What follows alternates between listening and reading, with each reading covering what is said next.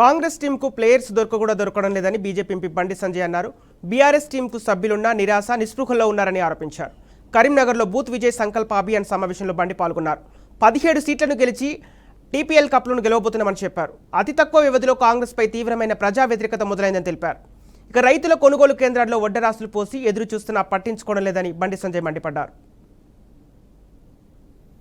దేశంలో IPL match నడుస్తుంది, చూస్తున్నారు అందరూ. ఐపీఎల్ మ్యాచ్ నడుస్తుంది. ఐపీఎల్ మ్యాచ్ క్రికెట్లోనే కాదు, ఇవాళ రాజకీయాలు కూడా ఐపీఎల్ మ్యాచ్ ఉన్నది.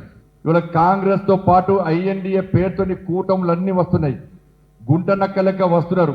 వాళ్ళు ఐపీఎల్ మ్యాచ్లో కనీసం దరిదాపులు లేకుండా ఓడిపోయే పరిస్థితి. కాంగ్రెస్ వాళ్ళకు ఇలా క్రికెటర్స్ ప్లేయర్స్ దొరకలేరు. వాళ్ళకు మ్యాచ్ నడుస్తుంటే కూడా కాంగ్రెస్ వాళ్ళకు ప్లేయర్స్ దొరకలేరు. ఇలా బీఆర్ఎస్ వాళ్ళకు ఉన్న ప్లేయర్స్ ఆ కేసీఆర్ ముఖం చూసి ఆడలేకపోతున్నారు. డైలమాలు ఉన్నారు. కేసీఆర్ అనుకుంటాడు ఎవ్వరు ఏకుండా అందరు పారిపోతాడు బీఆర్ఎస్ పార్టీ నుంచి. ఇక నేను కూడా కుటుంబ సభ్యుని పారిపోతే ఎట్లా అని చెప్పి ఆయన బలవంతంగా పోటీ చేస్తుండు. పైన బయట మాత్రం మేకపోతూ గాంభీర్యాన్ని ప్రదర్శిస్తున్నాడు. ప్రధానమంత్రి నిర్ణయించే ఎన్నికల్లో ప్రధానమంత్రి అభ్యర్థి కాంగ్రెస్ పార్టీకి బీఆర్ఎస్ పార్టీకి లేనప్పుడు ఎవరు నుంచి ఓటమంటారో తెలంగాణ సమాజం ఆలోచించాలి.